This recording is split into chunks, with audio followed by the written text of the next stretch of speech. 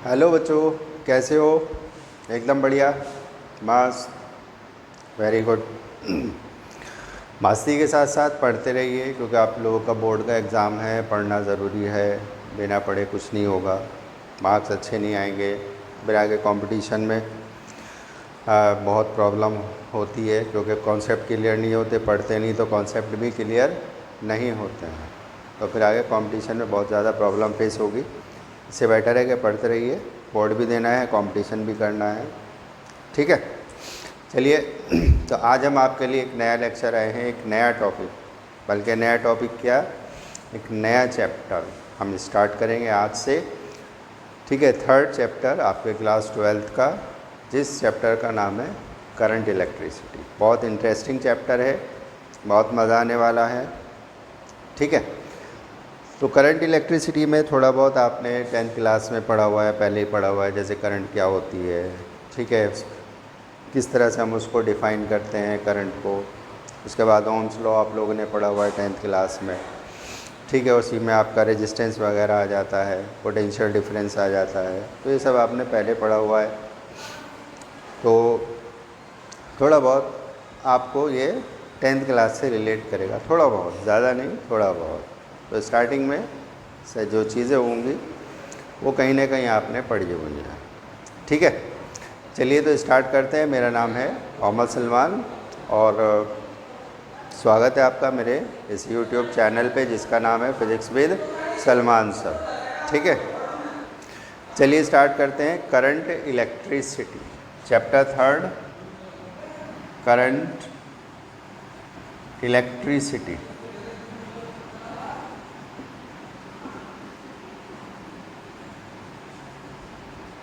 ठीक, सबसे पहली बात, इलेक्ट्रिक करंट क्या होती है? What is electric current?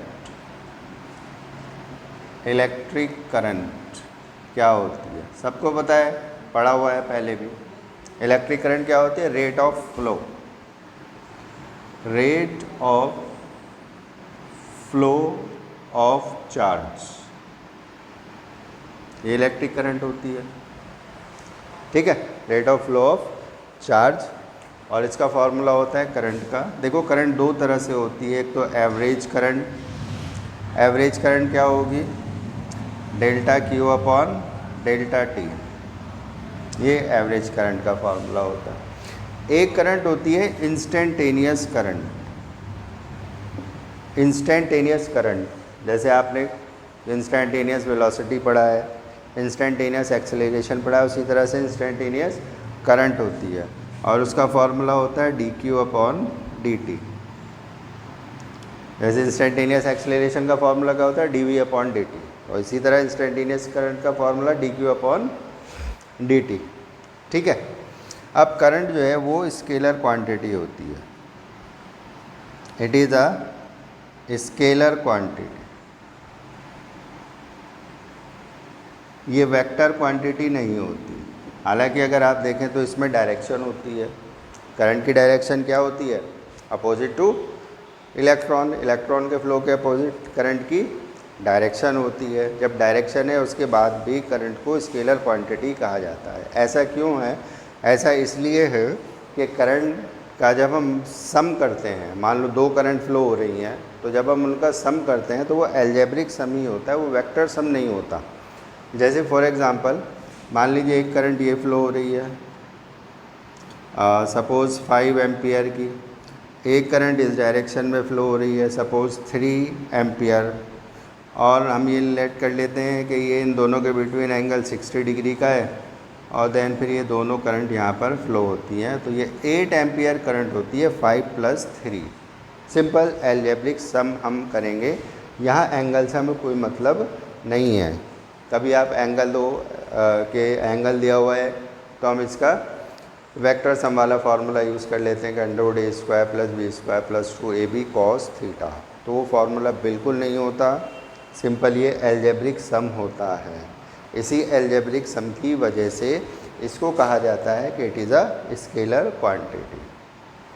ठीक है, दो इट हैज़ डायरेक्शन, डायरेक्शन होने के बावजूद भी ये स्केलर क्वांटिटी होती है due to algebraic sum. Clear हुआ? तो ये आपका हुआ करंट का। और इसका एसआई यूनिट क्या होती है करंट की? SI unit is ampere. क्या होती है? एम्पियर।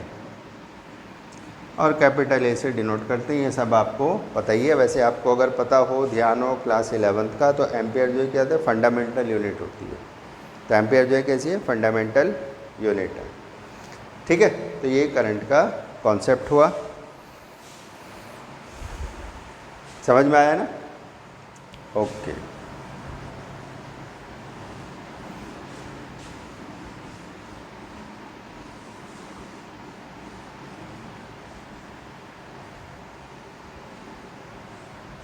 अब यहाँ पर हम कुछ इसका मैकेनिज्म पढ़ेंगे, मैकेनिज्म ऑफ करंट फ्लोइंग। ये करंट किस किस तरह से फ्लो होती है। जब करंट फ्लो करती है तो जो इलेक्ट्रॉन मूव करेगा, तो इलेक्ट्रॉन किस वेलोसिटी से मूव करेगा। तो इस कुछ मैकेनिज्म है, टोटल थ्योरेटिकल है, वो सिर्फ समझना है और कुछ नहीं है। ठीक है, तो हेडिंग लगाते हैं mechanism of electric current.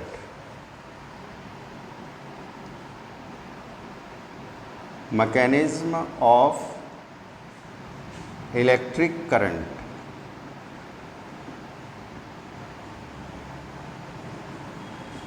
Flowing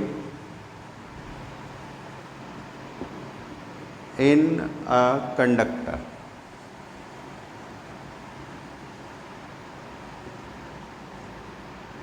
ठीक है, यहीं से आपको दो डेफिनेशन मिलेंगी। एक तो ड्रिफ्ट वेलोसिटी क्या होती है, drift velocity and relaxation time, दो चीज़ें आपको यहाँ पर मिलेंगी। नहीं, ये क्या होता है? ठीक है, तो ड्रिफ्ट वेलोसिटी और रिलैक्सेशन टाइम को समझने के लिए करंट फ्लो का मैकेनिज्म आपको समझना पड़ेगा। ठीक है, तो समझते हैं, चलो स्टार्ट करते हैं इसको। क्या है ये? देखो, इसका मैकेनिज्म क्या है कि मान लीजिए एक कंडक्टर है, और ये कंडक्टर कैसे है? आइसोलेटेड कंडक्टर है। ठीक है, अब इसमें क्या होता है कि इन द एब्सेंस ऑफ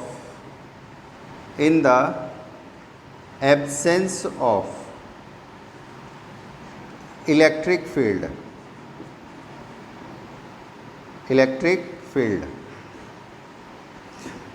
फील्ड के एब्सेंस में ये कंडक्टर किस तरह से बिहेव करेगा, इसके अंदर जो इलेक्ट्रॉन हैं उनके अंदर क्या क्या होता है, वो सब समझना है यहाँ पर। देखो, in the absence of electric field क्या होता है कि जो इसके अंदर इलेक्ट्रॉन्स हैं, मान लो इलेक्ट्रॉन है, सब फ्री इलेक्ट्रॉन होते हैं कंडक्टर के अंदर, ये रैंडम मोशन करते हैं। कैसे मोशन करते हैं? रैंडम मोशन करते हैं एट रूम टेम्परेचर। हम रूम टेम्परेचर की बात कर रहे हैं। रूम टेम्परेचर पर क्या करते हैं? सब ये रैंडम मोशन करते हैं। रैंडम मोशन का meaning in all the possible direction. मान लो ये इलेक्ट्रॉन इधर गया, ये इधर गया, ये इधर गया, ये इधर आ गया, और इलेक्ट्रॉन ये इधर चले गया। इस तरह से कोई इलेक्ट्रॉन कहीं जा रहा है, कोई कहीं जा रहा है, in all the possible direction ये रैंडम मोशन कर रहे हैं in the absence of electric field. देखो, in the absence of electric field हम दो तरह से ले सकते हैं कि आपको पता ही है कि अगर हम इसको एक्सटर्नल इलेक्ट्रिक फील्ड के अंदर रख देते हैं, एक्सटर्नल इलेक्ट्रिक फील्ड के अंदर जब हम इसको रखेंगे तो कंडक्टर के अंदर ई नेट क्या होता है? ज़ीरो। पता ही है आपको कंडक्टर के अंदर क्या होता है? ई नेट ज़ीरो होता है। तो वो इन the absence of electric field हो गई। इन the absence of electric field motion कर रहे हैं। अब मोशन क्यों कर रहे हैं भाई? इनके अंदर मोशन कहाँ से आ रही है? इनके अंदर मोशन आ रही है ड्यू टू थर्मल एनर्जी, क्योंकि टेम्परेचर है, रूम टेम्परेचर पर रखा है। टेम्परेचर से क्या हो रहा है? इनके अंदर जो इनकी वेलोसिटी है या इनकी काइनेटिक एनर्जी है वो है। ठीक है, तो जिस वेलोसिटी से ये मूव करते हैं that velocity is called thermal velocity. Thermal velocity. और कितनी थर्मल वेलोसिटी होती है? वो थर्मल वेलोसिटी होती है 10⁴ टू 10⁵ मीटर पर सेकेंड। इस वेलोसिटी से मूव करते हैं, इसको कहते हैं थर्मल वेलोसिटी। यानी रूम टेम्परेचर पर जो कंडक्टर के अंदर फ्री इलेक्ट्रॉन मूव करते हैं उस वेलोसिटी को हम कहते हैं थर्मल वेलोसिटी। और कितनी होती है? 10⁴ टू 10⁵। ठीक है। तो अब आप देखो वेलोसिटी कितनी ज़्यादा है, छोटी वेलोसिटी नहीं है 10⁴ या 10⁵। अगर हम 10⁵ देखें यानी 1 लाख मीटर पर सेकेंड, इतनी स्पीड से ऐसे जा रहे हैं, ऐसे मोशन कर रहे हैं। और जब ये मोशन कर रहे हैं, रैंडम मोशन हो रही है, तो आपस में क्या करते हैं? फिर ये कोलाइड भी करते हैं।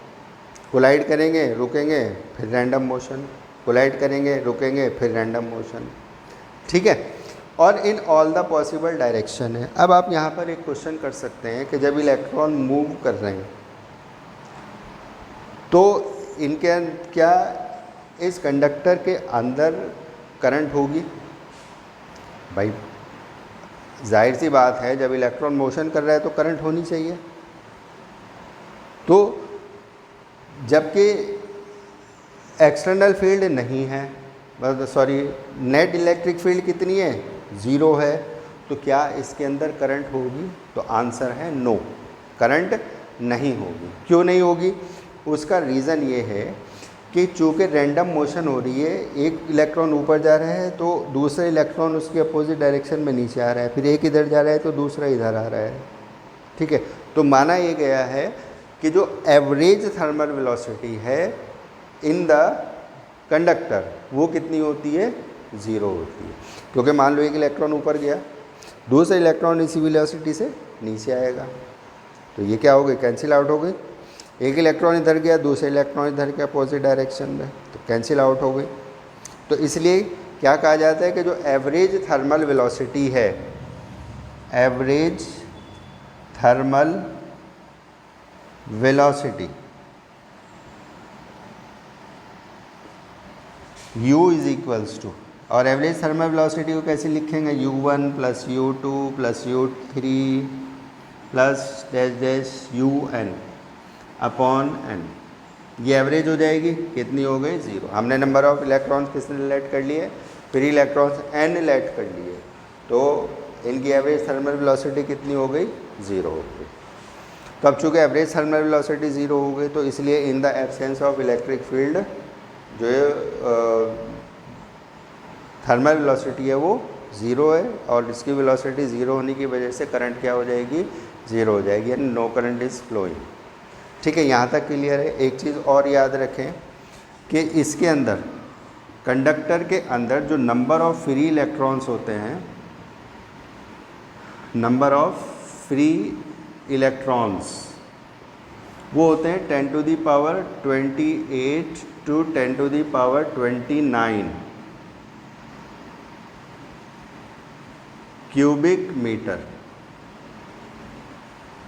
इतने इलेक्ट्रॉन्स होते हैं। अब देखो नंबर ऑफ फ्री इलेक्ट्रॉन्स भी कितने ज़्यादा हैं कि एक वॉल्यूम में, क्यूबिक मीटर का मतलब क्या है? एक वॉल्यूम में इतने इलेक्ट्रॉन है 10⁻28 या 10⁻29। नंबर ऑफ इलेक्ट्रॉन्स कितने ज़्यादा हैं? अब नंबर ऑफ इलेक्ट्रॉन्स देखो, इसमें इस कंडक्टर में इतने हैं, तो क्या होंगे? क्या ये आप देखो मोशन कर सकता है? भाई थोड़ा सा चलेगा, फिर कोलाइड करेगा दूसरे से, फिर चलेगा, फिर कोलाइड करेगा, तो बहुत थोड़ी थोड़ी ये डिस्टेंस कवर करते हैं और फ़ौरन क्या एकदम क्या हो जाते हैं? कोलिजन हो जाता है। इसलिए थर्मल वेलोसिटी क्या हो गई? इनकी 0 हो गई। यहाँ तक क्लियर है? अब क्या किया गया है कि इसको एक बैटरी से कनेक्ट कर दिया। अब देखो एक चीज़ और है, हाँ, कि जब हमने इसको एक्सटर्नल इलेक्ट्रिक फील्ड के अंदर रखा तो यहाँ पर क्या होंगे? इलेक्ट्रॉन एक्यूमुलेट हो जाएंगे, यानी नेगेटिव चार्ज इधर एक्यूमुलेट हो जाएगा और पॉजिटिव चार्ज इधर एक्यूमुलेट हो जाएगा। ठीक है। तो जितने और इनके अलावा जितने भी इलेक्ट्रॉन बचेंगे वो सब रैंडम मोशन कर रहे हैं। क्लियर? विद थर्मल वेलोसिटी, और जिसमें थर्मल वेलोसिटी एवरेज कितनी होती है? 0 होती है। उसके बाद देखो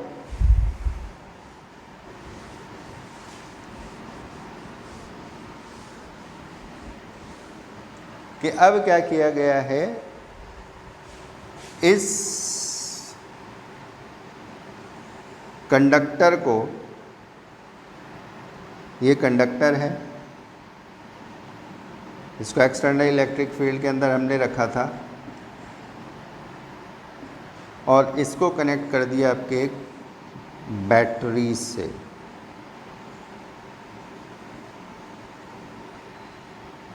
V वोल्ट की बैटरी, ये पॉजिटिव नेगेटिव, ठीक है। अब देखो ये पॉजिटिव एंड है इसका और ये नेगेटिव एंड है। अब क्या होगा इसमें, अब होगा ये कि यहाँ से जो इलेक्ट्रॉन फ्लो करके इधर आएंगे, अब वो यहाँ पर एक्यूमुलेट नहीं होंगे। यहाँ पर क्या होगा, एक्यूमुलेट नहीं होंगे। क्यों नहीं होंगे, क्योंकि ये इलेक्ट्रॉन, ये जो बैटरी लगी है, ये इलेक्ट्रॉन को क्या कराएगा, फ्लो कराएगा। अब इलेक्ट्रॉन यहाँ पर फ्लो करेगा, कहीं पर भी रुकेगा नहीं, एक्यूमुलेट नहीं होगा, ठीक है। क्लियर हुआ, एक्यूमुलेट नहीं होगा। तो जब ये एक्यूमुलेट नहीं हो रहा तो इसका मतलब क्या है कि अंदर जो है, जो इंड्यूस्ड इलेक्ट्रिक फील्ड आती है वो नहीं आ पाएगी जब बैटरी से कनेक्ट करेंगे, क्योंकि ना इधर नेगेटिव चार्ज आएगा ना इस एंड पर पॉजिटिव चार्ज आएगा, तो इसलिए अंदर जो है इंड्यूस्ड इलेक्ट्रिक फील्ड जो आती है वो नहीं आएगी। तो अब क्या होगा कि जब अंदर कोई इंड्यूस्ड इलेक्ट्रिक फील्ड नहीं आएगी तो ये जो एक्सटर्नल इलेक्ट्रिक फील्ड है ये इसके अंदर ही आ जाएगी,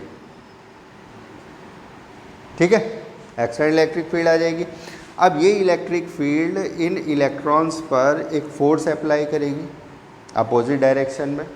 भाई इलेक्ट्रॉन नेगेटिव चार्ज है, इसके अपोजिट डायरेक्शन में मूव करेगा कंडक्टर के, ठीक है। तो अपोजिट डायरेक्शन में मूव कर रहे हैं, तो इसका मतलब क्या है कि इसके अपोजिट डायरेक्शन में क्या होगा, एक फोर्स अप्लाई हो जाएगा। कौन फोर्स लगाएगी, एक्सटर्नल इलेक्ट्रिक फील्ड।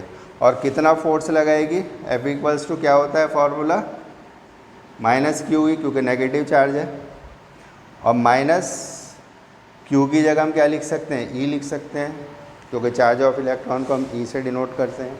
इतना फोर्स अप्लाई करेगी एक्सटर्नल इलेक्ट्रिक फील्ड। और जब ये इतना फोर्स अप्लाई कर रही है, यानी क्या है, एक चार्ज पार्टिकल पर फोर्स आ गया, तो फोर्स के आने से क्या होता है, जब फोर्स अप्लाई करते हैं तो उसके अंदर एक्सेलरेशन आ जाता है। तो इस फोर्स की वजह से कितना एक्सेलरेशन आएगा, acceleration A is equals to क्या होता है, F अपॉन M। तो A is equals to minus E upon M, इतना फोर्स आएगा इलेक्ट्रॉन पर। मतलब इस फोर्स की वजह से इसके अंदर इतना एक्सेलरेशन प्रोड्यूस हो जाएगा। क्लियर है यहाँ तक। अब जब एक्सेलरेशन प्रोड्यूस हुआ तो अब आप ये कह सकते हो कि ये इलेक्ट्रॉन जो है अब कांस्टेंट वेलोसिटी से मूव नहीं करेगा, क्योंकि भाई एक्सेलरेशन आता है तो वेलोसिटी कांस्टेंट होने का कोई मतलब नहीं है, जबकि जो करंट फ्लो होती है वो कांस्टेंट वेलोसिटी से होती है। कॉन्स्टेंटली जो है इलेक्ट्रॉन फ्लो करें तब करंट होती है। तो देखो क्या होता है, अभी इस एक्सेलरेशन के आने से क्या होगा कि इनकी थर्मल वेलोसिटी इंक्रीज़ हो जाएगी। भाई ये वेलोसिटी गेन करेंगे और ज़्यादा। थर्मल वेलोसिटी यानी जिस थर्मल वेलोसिटी से वो मूव कर रहा था उसमें एक थोड़ी सी इस एक्सेलरेशन की वजह से वेलोसिटी क्या हो जाएगी, इंक्रीज़ हो जाएगी। अब वेलोसिटी जब इंक्रीज़ हो रही है तो क्या होगा, अब इनमें जो कोलिजन हो रहा है आपस में वो और ज़्यादा रैंडम हो जाएगा और जल्दी जल्दी हो जाएगा। भाई चला दूसरे से ये कोलाइड किया। अच्छा अब ये कोलिजन किससे करेगा, कोलिजन दो चीज़ों से होती है, एक तो इलेक्ट्रॉन से ही होती है या दूसरा किससे होती है कि जो इसके अंदर एटम थे, एटम से इलेक्ट्रॉन निकले हैं तो वहाँ पर क्या बन जाएगा, आयंस बन जाएंगे, जिसको बोलते हैं कर्नल। क्या बोला जाता है, जो आयंस बनते हैं उनको क्या बोलते हैं, कर्नल्स। कर्नल वो वाला नहीं, मिलिट्री वाला, ठीक है। ये इसकी स्पेलिंग ये होती है KERNELS। कर्नल्स बन जाते हैं, उनको कर्नल्स बोलते हैं जो पॉजिटिव। तो अब ये कर्नल से कोलाइड करेंगे। अब कोलाइड जो है वो बहुत रैंडम होगा, बहुत जल्दी जल्दी होगा क्योंकि स्पीड बढ़ गई। अब जितनी उन्होंने स्पीड गेन की थी, बढ़ी थी, इंक्रीज़ हुई थी, ठीक है, अब वो जैसे इंक्रीज़ हुई वो फिर टकरा गया, तो वो गेन जो है वो क्या हो जाएगी, फिर लॉस हो जाएगी। फिर वो जो है कुछ टाइम के लिए भाई जब कोलाइड करेगा तो वो स्टॉप होगा, फिर रुका, फिर कोलिजन के बाद फिर वो थर्मल वेलोसिटी से मूव करा, फिर उसको एक्सेलरेशन मिला। तो इस तरह से ये मोशन होती रहती है। और फिर एक टाइम ऐसे आता है कि इलेक्ट्रॉन जो है फिर एक एवरेज वेलोसिटी से मूव करता है due to the external electric field. That velocity is called drift velocity. क्या कहते हैं उसको? Drift velocity. यानी ड्रिफ्ट वेलोसिटी क्या होगी? The average velocity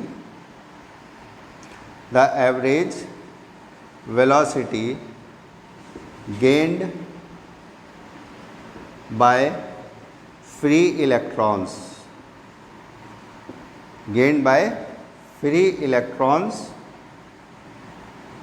due to externally applied electric field। applied electric field से जो एवरेज वेलोसिटी गेन करते हैं electron, free electrons, that velocity is called average velocity. और that velocity is called drift velocity. तो drift velocity समझ में आ गई। अब ड्रिफ्ट वेलोसिटी आ गई तो इसका फॉर्मूला क्या होगा? देखो इसका फॉर्मूला किस तरह से हम लेंगे। ड्रिफ्ट वेलोसिटी का फॉर्मूला ये सब नोट कर लिया? तो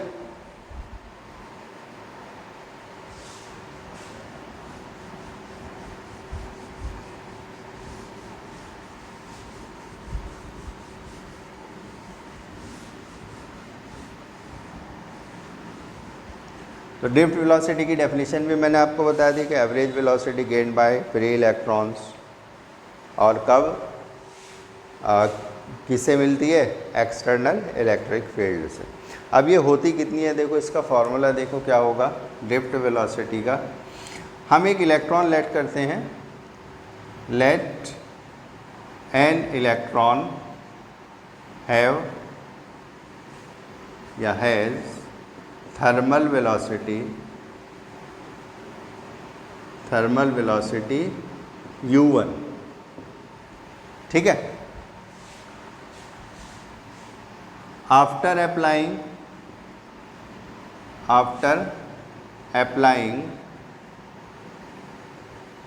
external electric field, it accelerated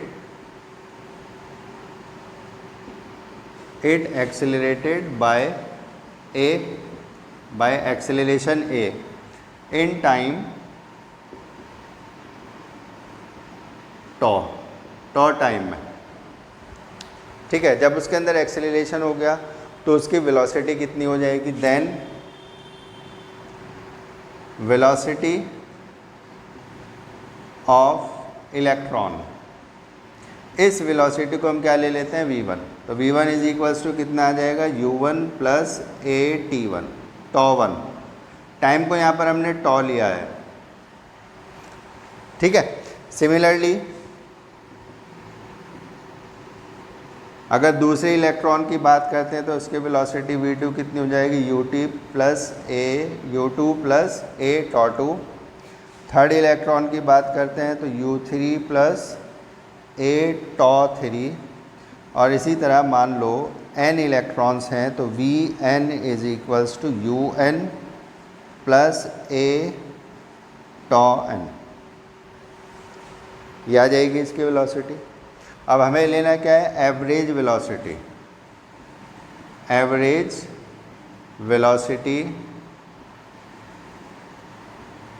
इस एवरेज वेलोसिटी को हम क्या कहेंगे? vd। यानी ये जो एवरेज वेलोसिटी आएगी यही क्या होगी? ड्रिफ्ट वेलोसिटी होगी।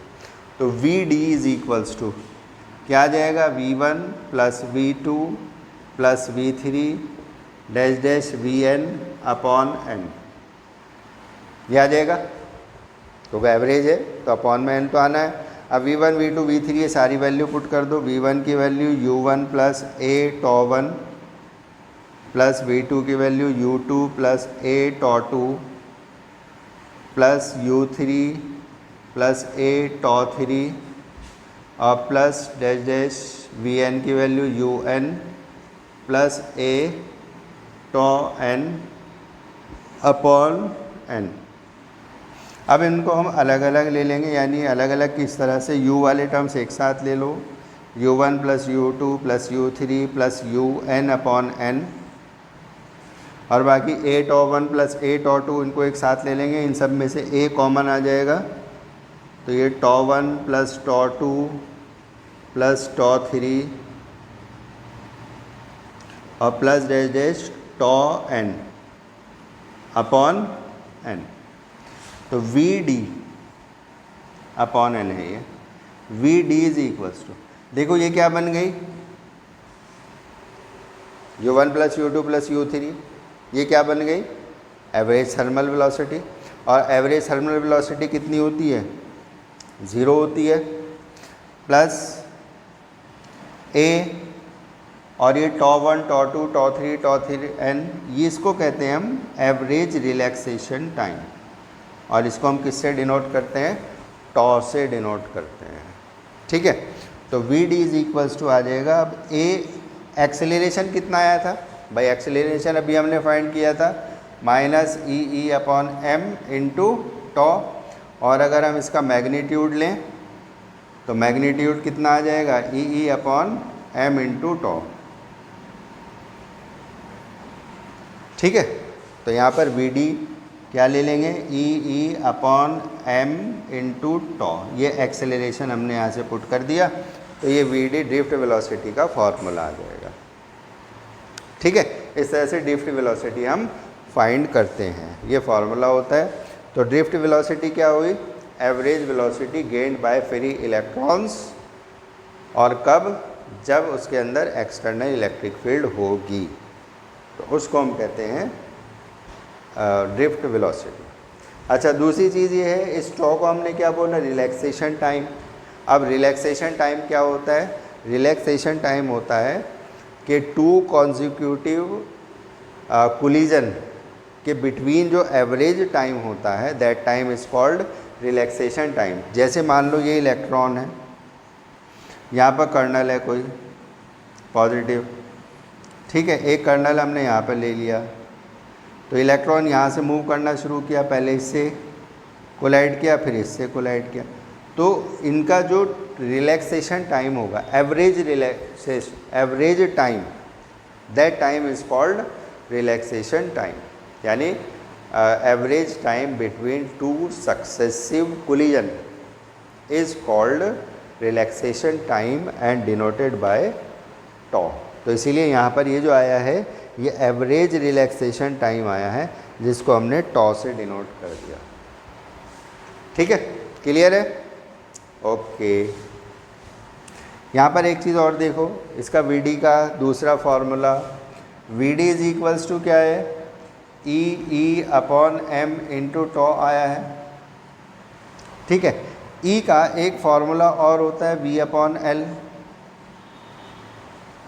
ये फार्मूला होता है, पिछले चैप्टर में ही पढ़ा है, relation between electric field and potential difference. तो E इज इक्वल्स टू क्या होता है, V अपॉन एल। तो V अपॉन E की जगह V अपॉन एल यहाँ पर पुट कर दो, तो e v upon m l आ जाएगा ये इंटू टॉ। ए की ये फार्मूला हो जाएगा in terms of potential difference. ये formula in terms of electric field है और ये formula in terms of potential difference. तो ये चीज़ समझ में आ गई। आज थोड़ा ये थियोरेटिकल पोर्शन ही था जो समझाना था, पूरा मैकेनिज्म समझाना था कि किस किस तरह से जो फ्री इलेक्ट्रॉन्स हैं मोशन करते हैं। पहले हमने लिया एक आइसोलेटेड कंडक्टर के लिए, ठीक, जिसमें इलेक्ट्रॉन जो है मोशन कर रहे हैं किससे, थर्मल वेलोसिटी से, इन the absence of net electric field.